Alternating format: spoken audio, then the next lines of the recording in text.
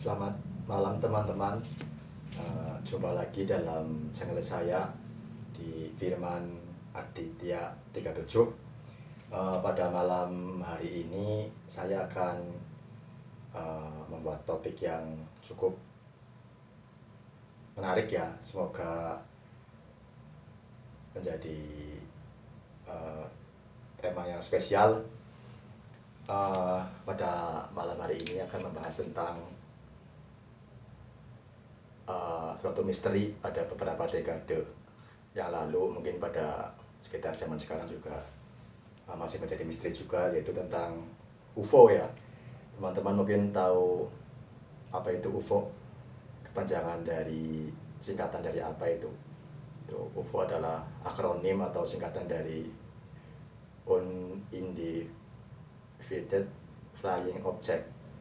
Unidentified Flying Object atau objek benda terbang yang tidak teridentifikasi, atau objek benda terbang yang tidak dikenal ya. UFO itu sama saja dengan benda terbang yang tidak dikenal, benda terbang asing ya. Seringkali itu UFO, yaitu benda terbang, itu seringkali dikaitkan dengan misalkan piring terbang atau pesawat-pesawat tertentu, pesawat siluman dan lain-lain ya. Ini juga itu ada kaitannya dengan penguasa kegelapan menjelang hari akhir ya, maksudnya itu hari kiamat pada aliran atau sekte atau agama keyakinan tertentu ya. Ada yang katanya menjelang hari kiamat atau hari akhir itu akan muncul makhluk-makhluk asing atau benda-benda asing ya, yang diramalkan atau yang membuat dunia ini kacau, terjadi peperangan, keanehan-keanehan, kejanggalan dan lain-lain. Apakah itu benar seperti itu? Menurut beberapa wacana, atau mungkin juga teman-teman sudah pernah membaca dulu di beberapa artikel ya, ataupun mungkin dulu sering juga difilmkan di beberapa layar lebar atau film dokumenter atau di kisah-kisah nyata. Itu biasanya itu kemunculan UFO itu terjadi di daerah-daerah terpencil atau daerah-daerah negara-negara besar, tapi yang di letaknya dekat laut atau dekat kepulauan yang agak terisolir ya, seperti mungkin di segitiga Bermuda atau di gurun-gurun tertentu di sekitar Eropa ataupun Amerika dan sekitarnya. Saat itu memang banyak sekali pesawat-pesawat atau kapal-kapal yang melintas di daerah sekitar segitiga Bermuda ya, atau segitiga setan ibaratnya itu, yang membuat ketika ada beberapa pesawat yang lewat situ atau kapal, tiba-tiba radar mati dan sinyal mati, terjadi kena badai, kena cuaca yang aneh, padahal sebelumnya diperkirakan adalah suasananya sebelum itu adalah normal atau perang ya, tidak berawan ya, karena ada keanehan-keanehan. Ada beberapa yang tiba-tiba kapalnya hilang atau pesawatnya hilang. Kemudian ada tim pencari juga dari militer Amerika ataupun negara sekitar ikut mencari. Kadang-kadang yang mencari juga hilang juga gitu. Jadi menurut saya ya memang ada yang bilang itu memang betul-betul fenomena alam ya, kapal-kapal ataupun pesawat itu hilang. Tapi juga ada yang bilang itu sebelum hilang itu pilotnya atau nahkoda itu bilang ada keanehan, misalkan tiba-tiba ada diperlihatkan semacam kayak pesawat misterius yang berwarna hitam, atau semacam kayak ada piring terbang yang bercahaya, atau tiba-tiba ada badai yang aneh, seperti ada portal-portal tertentu yang seperti halusinasi tapi nyata gitu ya. Kadang-kadang itu memang di luar akal sehat, karena tidak ada kotak hitamnya juga kebanyakan tidak ditemukan, baik di pesawat ataupun yang di kapal. Sudah hilang ya, sudah terbawa arus waktu, terbawa berita-berita yang lain, akhirnya tidak terberitakan lagi, tidak diramaikan lagi beritanya ya. Dan menurut saya itu kalau kita lihat dari segi ilmu teknologi ya, atau sains ya, ilmu teknologi alam, itu memang daerah situ segitiga bermuda dan sekitarnya ada pertemuan arus panas dan arus dingin, pertemuan antara sekalian positif dan negatif, sehingga sering terjadi ombak besar ataupun badai dan lain-lain. Dari segi ilmu pengetahuan yang rasional masuk akal ya. Tapi dari segi yang kerohanian misalkan ya, dari segi kerohanian beberapa agama atau kepercayaan tertentu, terutama dari agama kepercayaan yang samawi ya. Samawi itu maksudnya yang agama yang Tuhan itu dari langit mengutus nabi atau rasulnya ke bumi ya. Misalkan agama samawi kan yang turun dari langit kan ada 3, yaitu Yahudi, Nasrani atau Kristen, dan Muslim ya atau Islam ya. Kemudian itu terutama beberapa ketiga agama samawi itu mempercayai terjadinya hari akhir atau hari kiamat ya.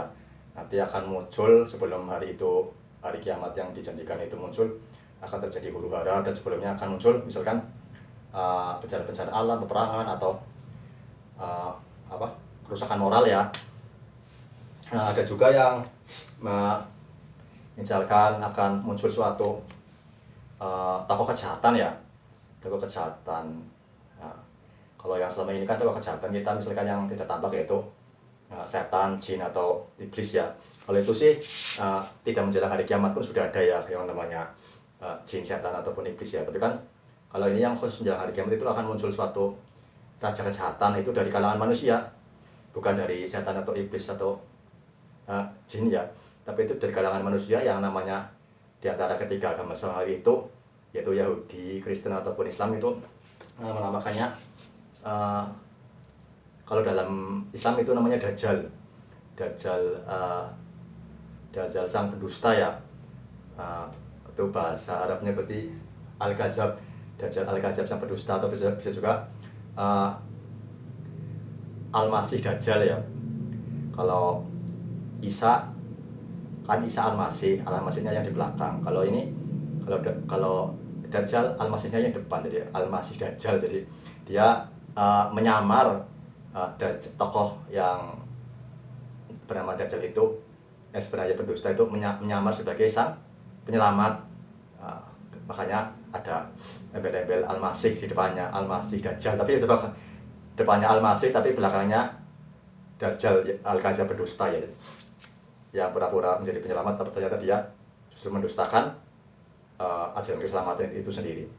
Lain dengan Isa Al-Masih itu kan berarti Isa Al-Masih, Al-Masihnya kan berarti di belakang, berarti itu keselamatan ya, keselamatan pada akhirnya ya. Jangan Dajjal itu pada awalnya berpura-pura sebagai penyelamat, tetapi Al-Masih Dajjal Al-Kadzab itu seorang yang pendusta. Tapi dia kebetulan itu Dajjal itu pada beberapa agama ataupun kepercayaan tertentu itu memang dia sosok manusia yang diberi kecerdasan yang luar biasa, diberi kecerdasan akal, mental, kecerdasan semacam kekuatan fisik, kekuatan mental, kekuatan pikiran, dan dia diberi umur yang sangat panjang, diberi semacam kayak anugerah ataupun ditentukan seakan-akan itu ditentukan oleh Tuhan ya, oleh Yang Maha Kuasa, itu dia berumur panjang dan diberi karunia kecerdasan dan ibaratnya hidup yang sangat panjang, bahkan bisa dibilang hampir kekal lah. Karena selama ini yang kita ketahui kan makhluk yang kekal itu yang masih hidup dari dulu sampai sekarang itu ada 2 ya.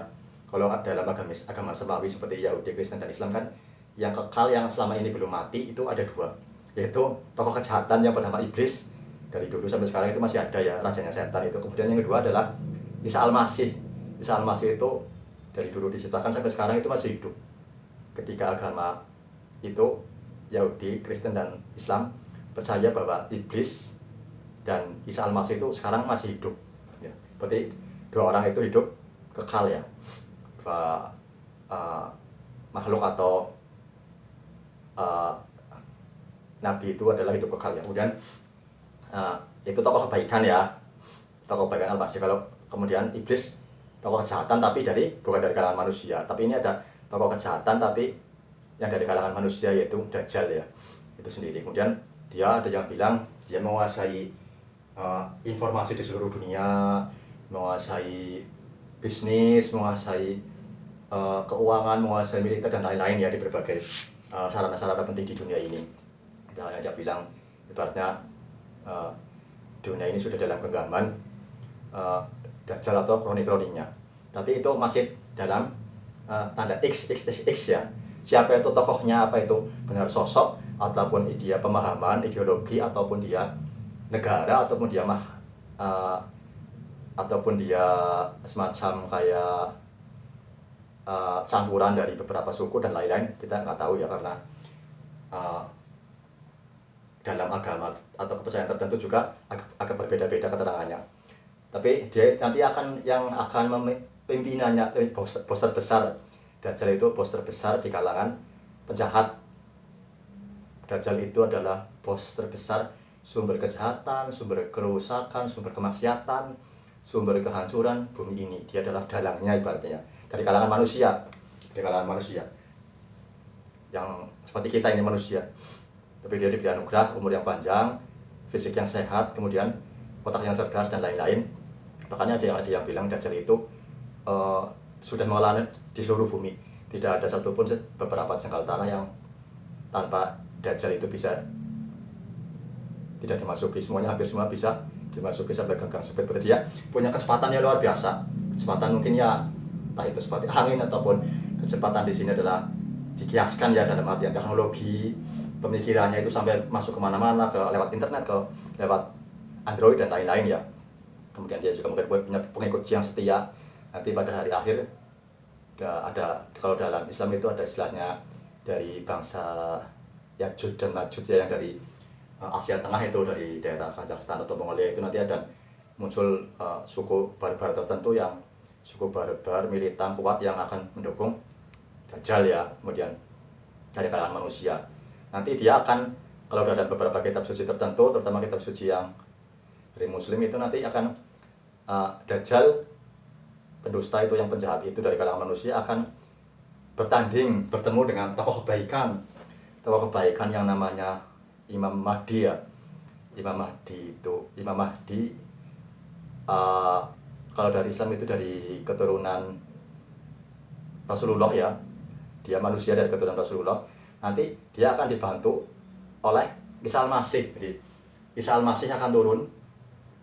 Isa Al-Masih yang dari langit itu akan turun, kemudian dia akan bekerja sama dengan Imam Mahdi yang keturunan dari Rasulullah itu, keturunan dari Nabi Muhammad ya. Nah, kemudian tapi ada juga yang bilang dari kalangan tertentu, dari kalangan kepercayaan yang lain, ada yang bilang Imam Mahdinya yaitu ya Isa Al-Masih sendiri. Tapi ada yang bilang Imam Mahdinya yaitu dua orang itu, yaitu Isa Al-Masih dan yang keturunan Nabi Muhammad itu. Ada juga yang bilang Imam Mahdinya yang keturunan Rasulullah itu. Ya, intinya Imam Mahdi adalah suatu pimpinan yang mendapat petunjuk lah, sama-sama baik, yaitu yang dari kalangan keturunan Rasulullah, keturunan Nabi Muhammad itu yang dari kalangan manusia, dan Isa Al-Masih sendiri turun juga nanti akan bekerja sama dengan Imam Mahdi, karena kedua-duanya adalah Imam Mahdi itu artinya imam pemimpin, Mahdi yang mendapat petunjuk dari, jadi keturunan Nabi Muhammad nanti yang memimpin dari kalangan manusia, dan Isa Al-Masih yang turun ke bumi itu kedua-duanya adalah Imam Al-Mahdi, yaitu suatu pemimpin yang mendapat petunjuk ya, kurang lebih seperti itu. Kemudian nanti ketika dua kekuatan itu bersatu, Dajjal kan sendirian ya, dia dibantu oleh sesama manusia juga, yaitu dari kalangan bangsa Ya'juj dan Ma'juj itu ya, kalau dari Islam itu yang suku barbar itu, tapi dengan yang fisik dan kekuatan yang tangguh. Kemudian nanti dia juga, jika tidak salah nanti iblis ya, iblis selaku pelaku kejahatan yang paling besar, tapi yang bukan dari kalangan manusia, yaitu yang dari kalangan setan, yang kemudian dia akan menawarkan diri. Ada suatu kisah nanti iblis akan datang kepada Dajjal. Bukan Dajjal yang datang kepada iblis ya, bukan Dajjal yang meminta bantuan kepada iblis, tolong saya karena musuh saya terlalu berat, saya harus menghadapi keturunan ahlul baitnya Nabi Muhammad yang bernama Imam Mahdi dan Isa al-Masih sendiri, Nabiullah Kalimatullah yang dari langit turun ke bumi. Saya akan menghadapi dua orang sumber kebaikan itu yang kekuatannya sangat besar. Kemudian Dajjal minta bantuan ke iblis. Bukan begitu, jadi kebalik, justru iblis yang mendatangi Dajjal. Karena kita kan tahu bahwa manusia itu adalah makhluk yang paling sempurna. Dajjal itu jangan dikira itu orang yang tidak tahu kitab suci loh. Dia itu tahu kitab suci dari semua agama ya, terutama dari kalau Yahudi Taurat, kalau Kristen Injil Alkitab, kalau Islam Al-Quran ya. Dia itu mempelajari ketiga kitab suci itu dan kitab suci yang lain, terutama ya yang di luar agama Samawi juga, yang dari mungkin ya dari Hindu, Buddha dan lain-lain. Kemudian dia tahu bahwa manusia itu adalah makhluk yang paling sempurna, dikaruniai akal, dikaruniai hati, akal, fisik dan panca indera dan kemampuan yang sempurna. Dia adalah makhluk yang paling mulia, paling sempurna jika dia melatih kekuatan potensinya dilatih dan kemudian dikembangkan. Dia mempelajari itu di berbagai kitab suci. Ternyata manusia itu luar biasa jika dikembangkan potensinya besar, akal, hati, mental, fisik dan lain-lain, bisa melebihi manusia lain dan bahkan bisa melebihi jin atau iblis. Jadi luar biasa sekali bahwa kita tahu bahwa iblis atau jin setan itu kan makhluk yang tidak tampak ya. Jangan dikira itu mereka yang paling hebat, ternyata mereka masih kalah oleh manusia, terutama manusia yang berilmu ya, yang tahu kan dengan ilmu segalanya menjadi mudah, dengan ilmu segalanya bisa dituduhkan, dengan ilmu segalanya menjadi kepentingan manusia menjadi mudah terlaksana ya, pakai keinginan yang jahat ataupun yang baik. Makanya tinggal manusianya ilmu itu mau buat apa, mau buat kebaikan atau kejahatan nafsunya ya. Tapi Dajjal memilih opsi yang kedua, dia menggunakan ilmu yang entah ilmu umum ataupun ilmu agama yang di kitab suci itu. Dia menyerap ilmu itu semua, tapi dia tanpa bimbingan dari Tuhan ya, tanpa bimbingan hati, tanpa bimbingan ilham dari Tuhan, ilham dari Allah ya. Jadinya dia ilmunya pintar tapi digunakan untuk memenuhi hasrat, ambisi, hawa nafsunya yang berlebihan. Kemudian dia mempelajari itu semua, menguasai teknologi, keuangan, moneter dan lain-lain, militer dan lain-lain. Kemudian dia menjadi sempurna. Kemudian akhirnya iblislah yang datang, iblislah yang raja kejahatan itu yang datang minta tolong atau minta bekerja sama kepada Dajjal, karena dia lebih pintar, lebih unggul daripada iblis itu sendiri. Kemudian kerjasama, kemudian jadi dari pihak kubu sebelah kanan, kubu kebaikan ada Imam Mahdi ya, keturunan Ahlul Bait dari Nabi Muhammad, dan Isa al-Masih, itu dua orang itu. Kemudian dari yang sisi kiri yang kejahatan, yang sumber kejahatan itu ada Dajjal Al-Kadzab, Dajjal sang pendusta, dan iblis itu ya. Jadi dari pihak kebaikan ada Imam Mahdi dan Isa al-Masih, Nabi Isa al-Masih. Kemudian dari sisi yang kejahatan ada Dajjal dan iblis itu. Kemudian mereka bertarung, tapi karena ketika mereka bertarung, karena iblis itu takut sekali ya, iblis itu takut sekali dengan kalau iblis lihat keturunannya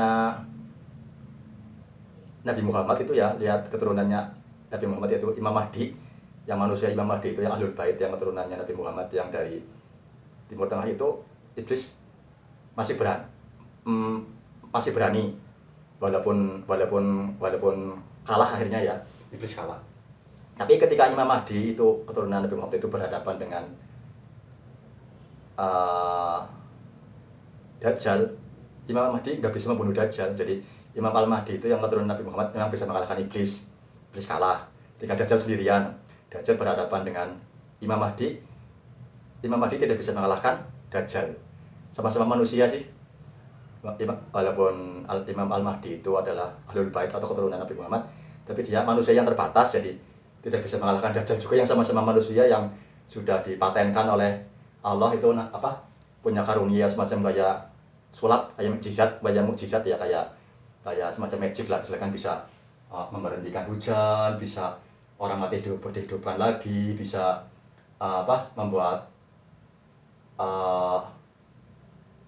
seakan-akan orang yang sakit sembuh lagi. Jadi itu mirip kemampuan seperti Tuhan itu. Imam Dajjal punya kemampuan seperti Tuhan, seperti yang para nabi ya, tapi dia itu kemampuannya kemampuan gelap lah, kemampuan yang bukan mukjizat putih, mukjizat gelap yang diberikan dari Tuhan, tapi mungkin campur magic kayak gitu ya. Jadi seakan-akan itu dia itu sakti lah, Dajjal itu bahkan bisa, ada yang bilang juga bisa mengendarai awan dan lain-lain ya, di luar kemampuan manusia ya. Makanya Imam Al-Mahdi nggak bisa mengalahkan. Tapi begitu Isa Al-Masih itu berhadapan dengan Imam Dajjal itu ya, Dajjalnya kalah. Nah, karena itu betul-betul dari langit sih. Memang itu harus memang kelasnya raja kejahatan itu yang iblis saja bisa ditundukkan. Memang levelnya harus level nabi ya, sekelas nabi ya, Isa Al-Masih ya, nabi atau yang di atasnya.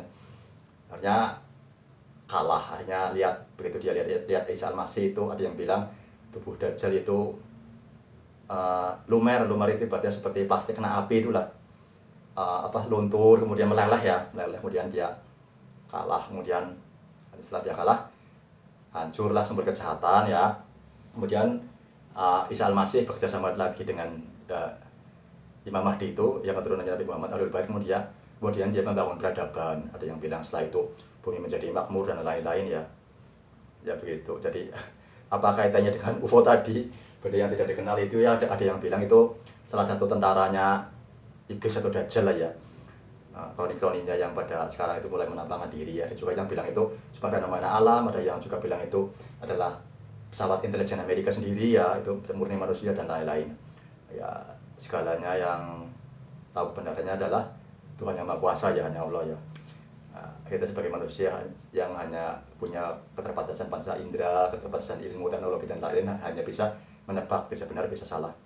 Nah, sekian saja channel yang cukup berbeda ya pada hari ini ya.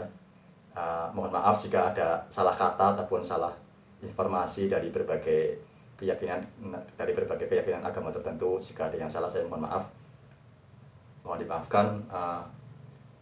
Jangan lupa untuk subscribe channel saya Iman Aditya 37. Terima kasih. Salam, semoga sukses selalu.